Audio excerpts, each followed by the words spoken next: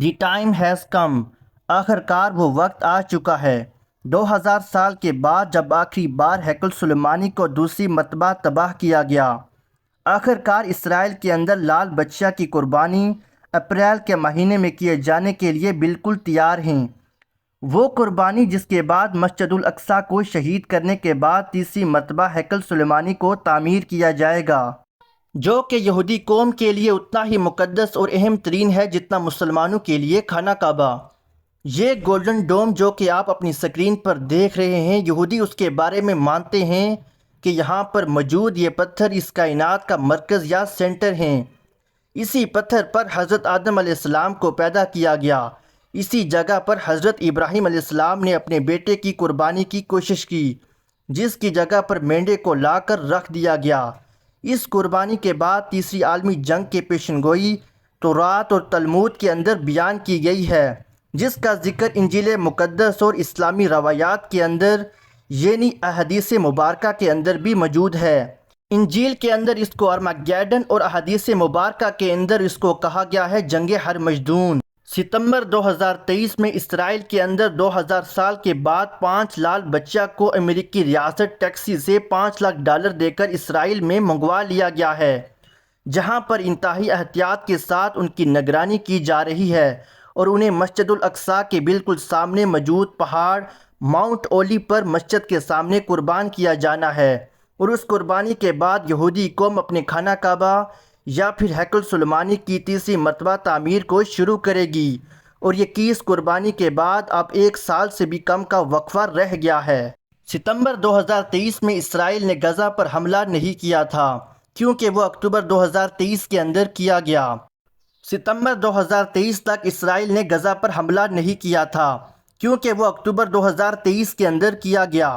صرف 1 مہینہ میں لوگوں کے لیے سمجھنا مشکل تھا کہ اتنا جلدی آخر یہ سب کچھ کیسے ہوگا،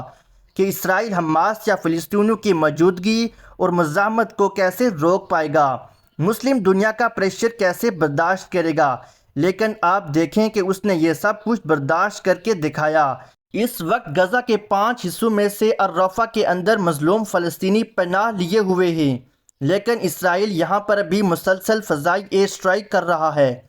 18 لاکھ لوگوں میں سے 15 لاکھ لوگ ایک ایئرپورٹ جتنی تنگ جگہ کے اندر قیدیوں کی طرح زندگی گزارنے پر مجبور ہیں۔ یہاں پر بنیادی انسانی ضرورتیں، کھانا پینا اور میڈیکل تک کی سہولیات تک موجود نہیں ہے۔ امریکہ نے اسرائیل کو وارن کیا ہے کہ جیسے وہ پہلے غزہ پر حملے کے اندر اسرائیل کی مالی اور اسلحے کے ذریعے مدد کر رہا تھا، الرفا پر حملے کے لیے بالکل نہیں کرے گا، کیونکہ اب فلسطینیوں کے پاس کہیں اور جانے کا راستہ نہیں ہے۔ وہ بند گلی کے اندر پہنچ چکے ہیں۔ ایک طرف مصر اپنا بارڈر نہیں کھول رہا تو دوسری طرف سمندر ہے، تو باقی دونوں طرف سے اسرائیلی فوجیں ان کو گھیرے ہوئے ہیں۔ لہٰذا اب کی بار رفح پر یہ حملہ دراصل فلسطینیوں کی نسل کشی ہوگی، نہ کہ جنگ۔ لیکن اسرائیل نے واضح طور پر یہ کہا ہے کہ چاہے امریکہ اس حملے کے اندر اس کی مدد کرے یا نہ کرے، لیکن وہ پھر بھی رفح کو مکمل طور پر تباہ کر کے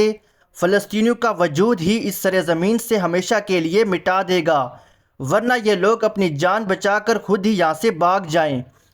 اب آپ لوگ خود سمجھ سکتے ہیں کہ اسرائیل ایسا کیوں کر رہا ہے۔ ظاہر سی بات ہے کہ تھرڈ ٹیمپل کی تیاری کے لیے وہ نہیں چاہتا کہ اس دوران کسی بھی طرح سے غزہ سے ان کو مزاحمت کا سامنا کرنا پڑے، لہٰذا ان کا پتہ ہی ہمیشہ کے لیے صاف کر دے۔ دوسری طرف وہ مسلمان امت کی نفس کو بھی دیکھ چکا ہے کہ ان جیسے بے حس بے غیرت حکمران موجود ہوں تو اس سے زیادہ سوچنے کی ضرورت ہی نہیں ہے، جنہوں نے اپنے مسلمان بھائیوں، عورتوں، بچوں کو اسرائیلی فوج کے رحم و کرم پر چھوڑ دیا ہے۔ یہاں تک کہ خود سعودی عربیہ یمن کے حوثی باغیوں کی طرف سے اسرائیل کے شپس کے لیے سوئس کینال کا راستہ بند کرنے کے بعد سے اسرائیلی آرمی کو یہ آئل اردن کے راستے یعنی بائی روڈ یا تیل پہنچا رہا ہے، اور یہی وہ تیل ہے جو کہ اسرائیلی جہازوں کے اندر غزہ پر بمباری کے لیے استعمال ہو رہا ہے یا پھر ان کے ٹینکوں کے اندر استعمال ہو رہا ہے۔ بحرین، قطر، یمن، لبنان، اردن نے کافی حد تک غزہ کی مالی مدد تو کی ہے، لیکن سعودی عربیہ، UAE اور ایجپٹ یعنی مصر جیسے ملک ٹوٹلی بے حس ہو چکے ہیں۔ پوری مسلم دنیا کو تو چھوڑ دیں، اگر صرف عرب ملک ہی اکٹھے ہو کر اسرائیل کے خلاف ایک طاقت بن جائیں، اس کا بائیکاٹ کر دیں، تو اس کا وجود ہی ایک دن میں باقی نہیں رہ سکتا۔ مگر افسوس ہے کہ یہ اجمی مسلمان ہیں، عربی نہیں، کیونکہ عربی مسلمان تب ہی ختم ہو گئے تھے جب ان سے سلطنت عثمانیہ نے بادشاہت چھینی تھی، جیسا کہ اللہ تعالیٰ نے قرآن کریم کے اندر فرمایا ہے، جس کا مفہوم ہے کہ اگر تم اس فرمان کو پیٹھ دکھاؤ گے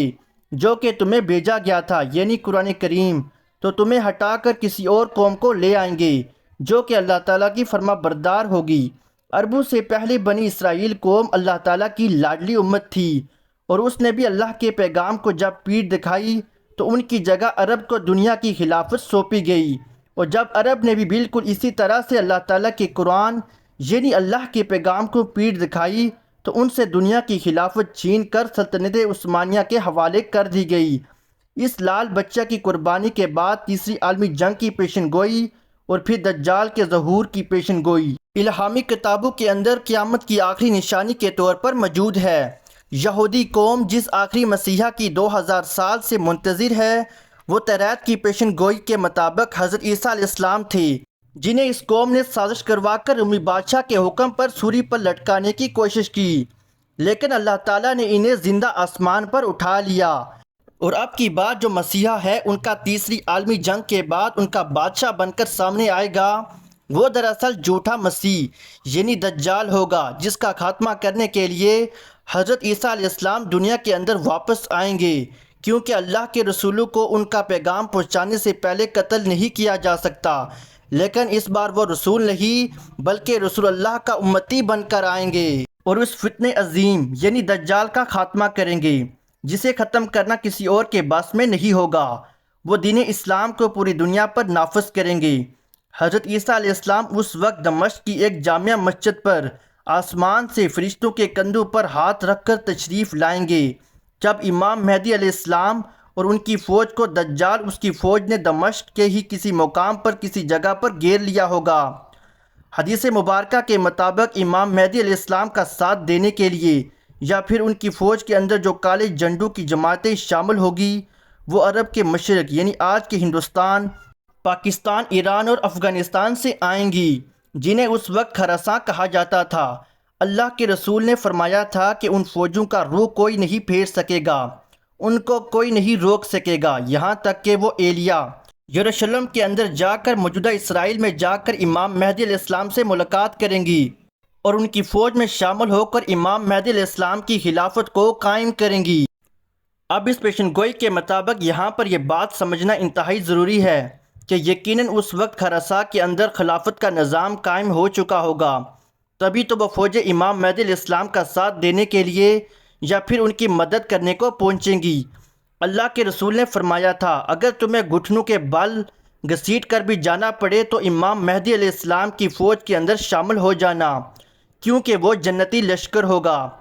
افغانستان میں حال ہی میں اسلامی خلافت کا نظام، پاکستان کے اندر ڈکٹیٹرشپ کے خاتمے کے اشارے، ہندوستان کے اندر مسلمانوں پر بڑھتے فسادات، کیا یہ سب کچھ بلا وجہ ہو رہا ہے؟ نہیں، بالکل نہیں، بلکہ یہ تمام حالات بالکل وہی بن رہے ہیں کہ یہ حالات ایک ایسی فوج کو تیار کریں گے جو کہ اکٹھے ہو کر خراساں سے نکلے گی اور امام مہدی علیہ السلام کے ساتھ مل کر یروشلم شہر کو اور مسجد اقصیٰ کی جگہ کو آزاد کروائیں گی، جہاں پر اس وقت تیسری مرتبہ ہیکل سلیمانی بن چکا ہوگا،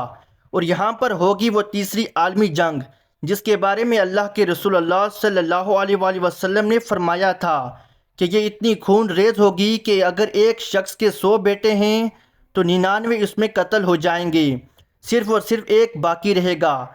لیکن اس خون ریب جنگ کے بعد یا پھر مشکل کے بعد اللہ تعالیٰ آخرکار مومنین کو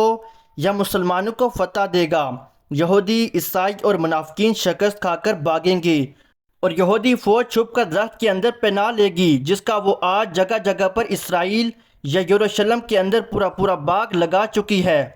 اس تیسری عالمی جنگ کی فتح کے بعد اور دجال کے قتل کے بعد حضرت عیسیٰ علیہ السلام پوری دنیا پر ایک ہی حکومت کو نافذ کریں گے۔ اس وقت پوری دنیا کے اندر صرف ایک ہی دین ہوگا، یعنی دین اسلام، اور اس کے بعد قیامت کا آغاز ہوگا۔ اب آپ خود اندازہ لگائیں کہ ہم اینڈ ٹائمز یعنی قیامت کے کتنا قریب پہنچ چکے ہیں۔ یہ فکر کی بات نہیں بلکہ خوشی کی خبر ہے، کیونکہ ہم نے اپنی زندگی کے اندر ان پیشن گوئیوں کو پورا ہوتے ہوئے اپنی آنکھوں سے دیکھ لیا۔